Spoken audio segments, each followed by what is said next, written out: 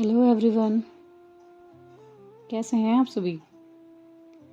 उम्मीद है कि आप सभी काफ़ी अच्छे होंगे। मैं हूं अंज और स्वागत है आप सभी का आपके अपने YouTube channel love beyond limits पर।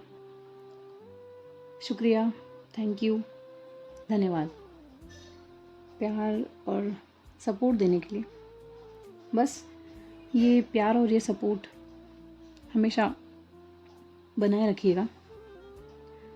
आप सुन रहे हैं मेरी आशिकी तुमसे ही। चलिए एक छोटा सा रीकैप ले लेते हैं। लास्ट पार्ट में आपने देखा कि पाखी को निशु के बारे में पता चल जाता है कि निशु उसने शादी नहीं की है, वो शादीशुदा नहीं है। और प्रकाश उसे प्रपोज करता है और उसे बहुत ही घटिया बातें कहता है, बहुत ही अभद्र बातें कहता है जो पाखी को बिल्कुल पसंद नहीं आती। और पाखी प्रकाश को अपनी कंपनी से निकाल देती है और आए हुए सभी गेस्ट से माफ़ी मांगकर सबको वहाँ से विदा करती है। निशु की हालत रो रो कर काफ़ी ख़राब हो चुकी थी। उसकी दोस्त विधि उसके पास आकर उसे थोड़ा कंसोल करती है। तो बस यही था ये छोटा सा लास्ट पार्ट। चलिए चलते हैं आगे। जिसने नहीं सुना है वो सुनाइए ज़रा। हम बढ़ते हैं थोड़ा आगे। पाखी निशु के सामने आकर खड़ी हो गई, लेकिन निशु ने अपनी नज़रों को उठाकर एक सेकंड के लिए भी पाखी को नहीं देखा। पाखी के सब्र का बांध अब टूट चुका था। उसका पेशेंस लेवल 0 हो चुका था। उसने एक लंबी गहरी सांस ली और एक घूंट गटका, जैसे वो अपने अंदर के सारे गुस्से को पी जाना चाहती हो। निशु देखो, ऐसे चुप रहने से अब कुछ होने वाला नहीं है, इसलिए हम बहुत ही शांति से पूछ रहे हैं। बताओ सच क्या है। ये प्रकाश अभी क्या बकवास करके गया है? क्या उसकी कही सारी बातें सच हैं? तुमने अभी तक शादी नहीं की? अंश तुम्हारा बेटा नहीं है? बोलो निशु, सच क्या है, बोलो। निशु पाखी के इन सारे सवालों को सुनकर भी चुप रही। उसके मुंह से एक लफ्ज तक नहीं निकला, ना ही अपनी उन झुकी हुई पलकों से उसने एक बार भी पाखी को देखा। पाखी की आंखों में बस एक ही चीज थी। वो समझना चाह रही थी, जानना चाह रही थी कि आखिर क्या वजह रही थी जो निशु को ये सब करना पड़ा। लेकिन निशु की तरफ से जवाब में बस एक खामोशी थी। यहाँ पाखी का पेशेंस लेवल अब आखिरी मोड़ पर पहुंच चुका था। हर सेकंड उसका गुस्सा बढ़ते जा रहा था और निशु की ये चुप्पी, ये खामोशी, वो उसकी बेजान सी नज़र उसके अंदर का तूफान और बढ़ा रहे थे और तेज कर रहे थे। निशु, मैं तुमसे कुछ पूछ रही हूं। कब तक तुम्हारी ये खामोशी बर्दाश्त करूं? तुम चुप क्यों हो? पाखी ने अपने दोनों हाथों से निशु के कंधों को कसकर पकड़ा और उसे एक झटके से उस सोफे से खड़ा कर दिया और अपनी ऊंची आवाज में निशु से कहा, हमने कहा निशु जवाब दो, हमें से चुप मत रहो। बहुत कर ली तुमने अपने मन की, हमने सब करके देख लिया, लेकिन हम कुछ पता नहीं लगा पाए कि क्यों तुमने अपनी ही हालत बना ली है। अरे सोचा है तुमने कितना मजाक बन गया हमारा?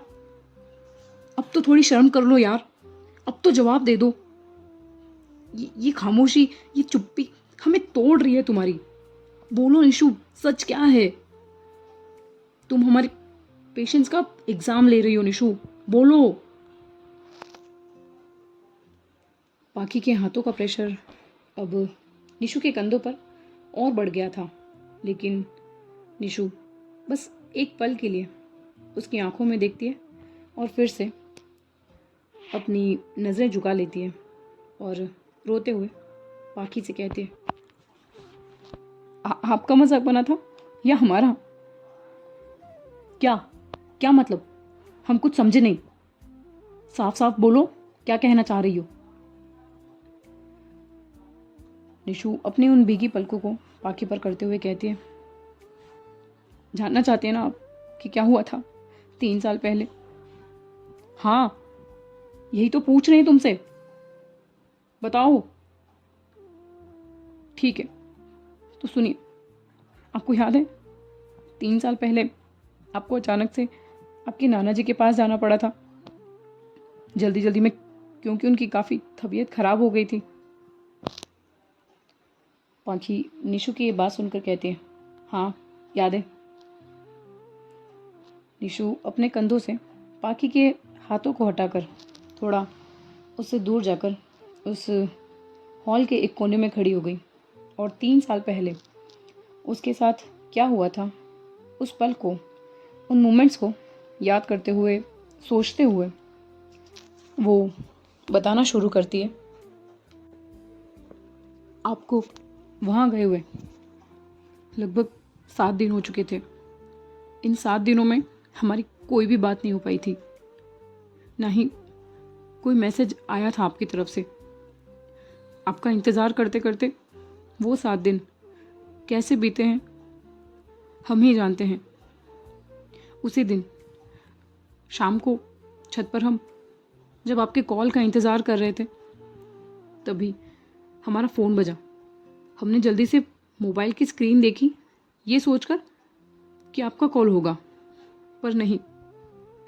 हमें उस दिन अर्जुन अंकल का कॉल आया था। अंकल का कॉल देखते ही हम थोड़ा डर गए थे कि कहीं आपको कुछ,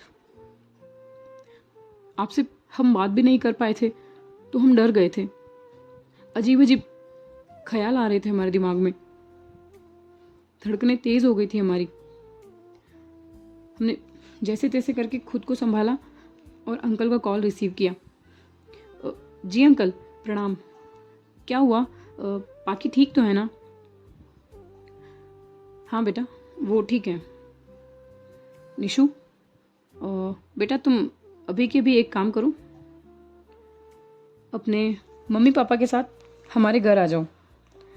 मुझे आप लोगों से बहुत ज़रूरी बात करनी थी, तो आप लोग 1 घंटे के अंदर जल्दी से घर पहुंच जाइए। हमने अंकल से पूछा कि क्या बात है अंकल, सब ठीक तो है ना? आपकी तबीयत ठीक है ना? और पाखी, वो ठीक है ना?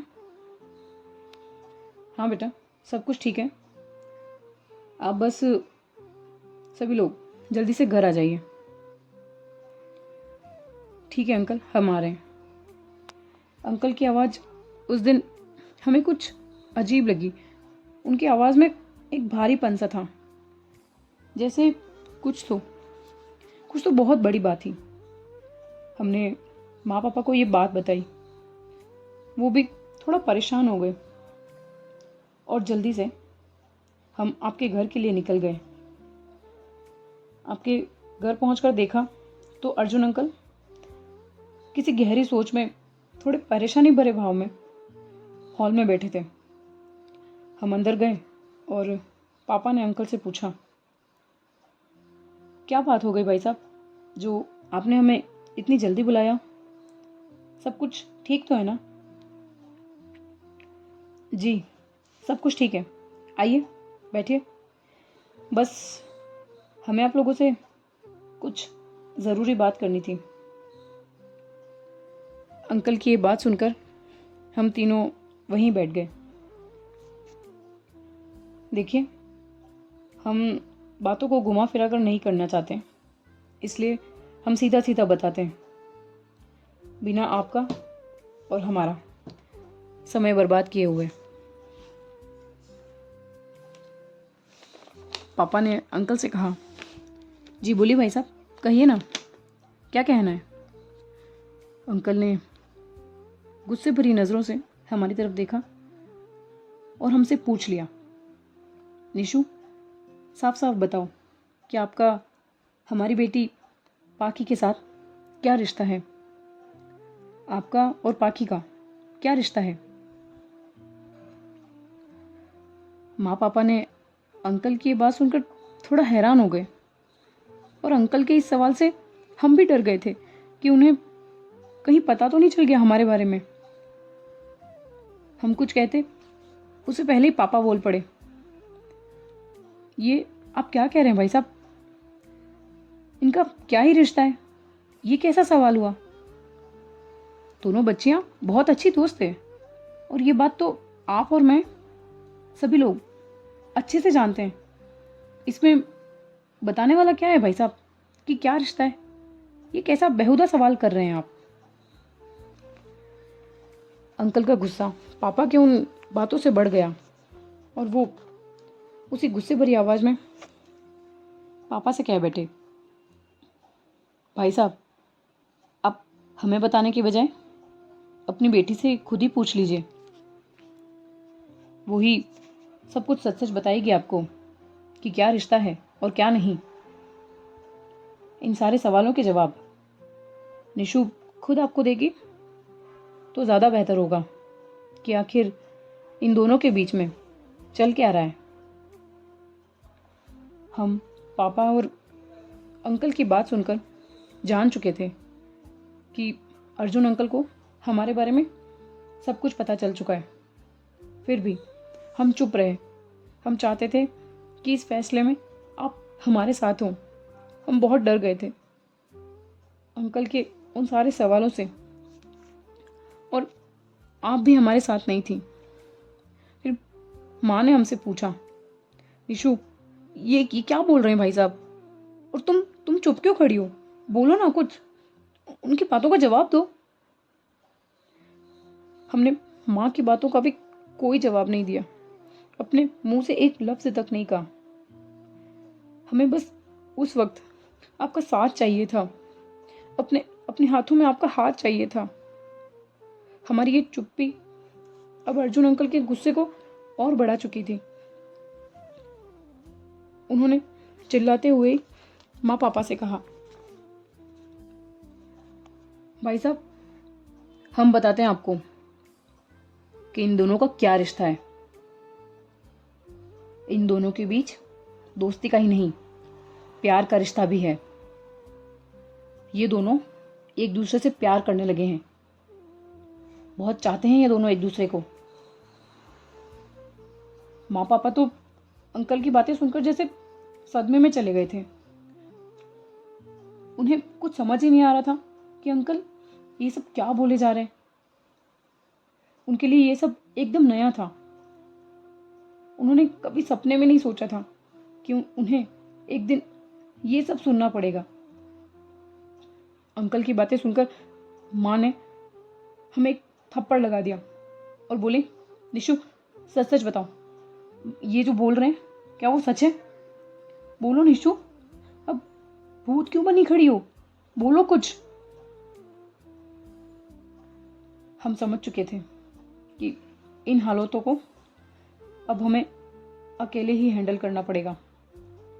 हमारे पास कोई भी ऑप्शन नहीं बचा था।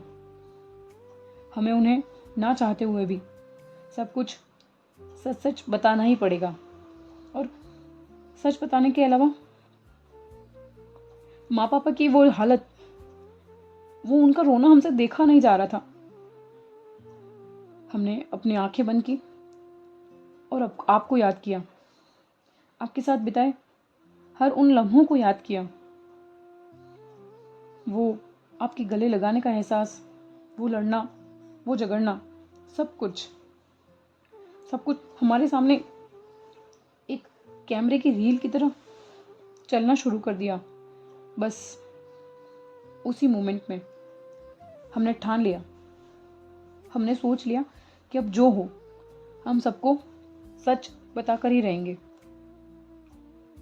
हमने अपने अंदर पूरा विश्वास, हमने अपनी आंखें बंद की और सबसे कह दिया कि हाँ, हम प्यार करते हैं आपसे, बहुत बहुत प्यार करते हैं आपसे। हाँ, ये सच है कि हम और पाखू एक दूसरे से बहुत प्यार करते हैं। सच बोलना हमारे लिए आसान नहीं था, लेकिन जब बात प्यार की थी, जब बात आपकी थी, तो हम खुद को रोक नहीं पाए, हम चुप नहीं रह पाए। और हम रहते भी कैसे? हम सच में आपसे बहुत प्यार करते थे। हमारे मुंह से निकले वो शब्द माँ पापा के लिए जैसे किसी कड़वे घूंट की तरह थे, जिसे वो चाह कर भी निगल नहीं पा रहे थे। उनका चेहरा एकदम सफ़ेद पड़ चुका था। उन्हें बहुत बड़ा झटका लगा था कि वो बेटी जो कभी उनसे बिना पूछे बाहर तक नहीं जाती थी, उसने आज इतनी बड़ी बात उन लोगों से छुपाई। उस दिन हमने पहली बार पापा की आंखों में आंसू देखे, वो भी हमारी वजह से। हमारी ये बात सुनकर अर्जुन अंकल ने उन्हें और सुना दिया। सुन लिया ना आप लोगों ने कि सच क्या है? यही है सच जो अभी अभी आपकी बेटी ने कहा। और आप लोग अब कान खोल कर सुन लीजिए। हम चाहते हैं कि आप लोग यहाँ से जल्द से जल्द चले जाएं। देखिए भाई साहब, हम अपनी बेटी से बहुत प्यार करते हैं और हम नहीं चाहते कि उसके साथ कुछ भी गलत हो। इसलिए हम आपसे हाथ जोड़कर विनती कर रहे हैं कि निशु को पाकी से बहुत बहुत दूर ले जाइए। और ये करने के लिए आप लोगों के पास सिर्फ और सिर्फ 2 दिन का समय है, क्योंकि पाखी 2 दिनों में यहाँ वापस आने वाली है। हम चाहते हैं कि पाखी के वापस आने से पहले ही आप लोग सब कुछ रेडी करिए और प्लीज़ प्लीज़ इस शहर से बहुत दूर चले जाइए और फिर कभी दोबारा लौट कर मत आइएगा। और निशु, तुम आइंदा से हमारी बेटी को कांटेक्ट करने की कोशिश भी मत करना, ना ही उसके बारे में कभी भी सोचना। तुम उसे भूल ही जाना। इसी में आप लोगों की भलाई है। अंकल की बातें सुन पापा को भी थोड़ा गुस्सा आ गया था। उन्होंने भी अंकल पर चिल्लाते हुए कह दिया, भाई साहब, माना कि गलती हुई है, पर सिर्फ हमारी बेटी से नहीं, आपकी बेटी भी इन सभी में उतनी ही हकदार है जितनी हमारी बेटी है।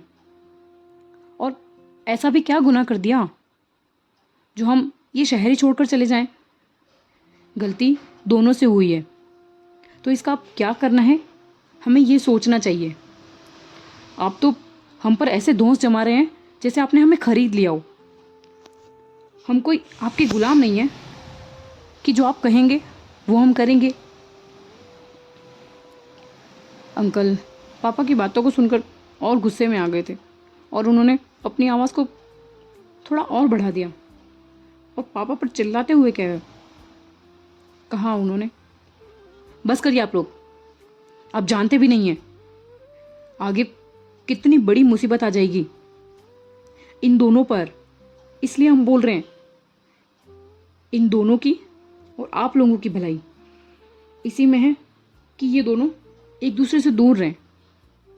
हम भी मजबूर हैं अपनी बच्ची के लिए। प्लीज़ प्लीज़ आप लोग ये शहर छोड़कर चले जाइए। हमने जब ये सुना कि हमें आपसे दूर रहना होगा, हमें ये शहर छोड़कर जाना होगा, हम कभी दोबारा वापस मिल नहीं पाएंगे आपसे, तो हम टूट गए थे। हमने अपने दोनों हाथों को जोड़कर अंकल के आगे अपने घुटने टेक कर बैठ गए थे और अंकल से कहा, प्लीज़ प्लीज़ अंकल, हम बहुत प्यार करते हैं पाखू से, प्लीज़ हमें उनसे दूर मत करिए, हम जी नहीं पाएंगे उनके बिना। प्लीज़ आप बस कुछ दिन रुक जाइए, एक बार आप पाखू को आने दीजिए, फिर वो आपको सबको समझा देगी अंकल। प्लीज़ प्लीज़ अंकल, हम नहीं रह सकते पाखू के बिना। देखो निशु, पाखी हमारी बेटी है, तो उसके लिए क्या अच्छा है, क्या बुरा है, क्या सही है और क्या गलत है, ये हम तुमसे ज़्यादा जानते हैं। तो प्लीज़ हटो यहाँ से, वो आएगी तब हम उससे बात करेंगे, लेकिन जब बात उसकी जान और उसकी खुशियों की होगी तब हम बिल्कुल भी सेक्रीफाइस नहीं कर सकते। और हम तुम्हारी तो क्या, हम पाखी की भी नहीं सुनेंगे। आप लोग 2 दिन के अंदर अंदर यहाँ से चले जाइए, आपको यहाँ से जाना ही होगा। अब आप लोग देखिए कि आपको कहाँ जाना है। बाकी अगर आप चाहें तो हम आपको मुंह मांगी कीमत देने को तैयार हैं। मांग लीजिए, जितने पैसे चाहिए मांग लीजिए। पापा को अंकल की ये पैसे वाली बात सुनकर बिल्कुल अच्छा नहीं लगा, तो वो अंकल से कहते हैं, भाई साहब आप ये क्या बोल रहे हैं, हम लोग कोई पैसों के भूखे नहीं हैं जो हम लोग पैसे लेकर चले जाएंगे। अरे घर है हमारा, यहाँ हमारी नौकरी है, एकदम से कहाँ जाएंगे। और गलती सिर्फ हमारी बेटी की नहीं है, आपकी बेटी की भी है। तो आप ऐसे कैसे हमसे व्यवहार कर सकते हैं, ऐसे कैसे हमें कह सकते हैं कि जाइए यहाँ से। हम नहीं जा सकते भाई साहब। लेकिन अंकल बस गुस्से से भर गए थे, उन्होंने कुछ नहीं कहा और अपने वहाँ 2 बॉडीगार्ड्स को बुला दिया। वहाँ 2 लड़के आए जो दिखने में एकदम गुंडे थे, उनके हाथों में गन थी। उन लड़कों ने आकर मम्मी पापा को गन पॉइंट पर रख दिया और हम ये सब देखकर बहुत घबरा गए थे। हमें बस आपकी याद आ रही थी। हम बस यही सोच रहे थे कि अगर हमारी वजह से माँ पापा को कुछ हो गया तो हम खुद को माफ़ कैसे कर पाएंगे, हम खुद से नज़रें कैसे मिला पाएंगे। हम कुछ समझ ही नहीं पा रहे थे कि हम क्या करें और क्या नहीं। तो दोस्तों, आज की इस कहानी के इस भाग को यहीं तक रखते हैं। मिलेंगे आपसे कहानी के अगले भाग में। कहानी कैसी लग रही है कमेंट्स करके ज़रूर बताइएगा। कोई इम्प्रूवमेंट्स, कोई सजेशंस अगर आपके पास हैं और देना चाहते हैं तो प्लीज़ लिखिएगा मुझे कमेंट बॉक्स में। मिलूंगी आपसे कहानी के अगले भाग में। तब तक के लिए खुश रहिए, अपनों को खुश रखिए, लाइफ को एंजॉय कीजिए। एक ही लाइफ है, बार बार नहीं मिलती। तब तक के लिए bye bye, take care, thank you so much.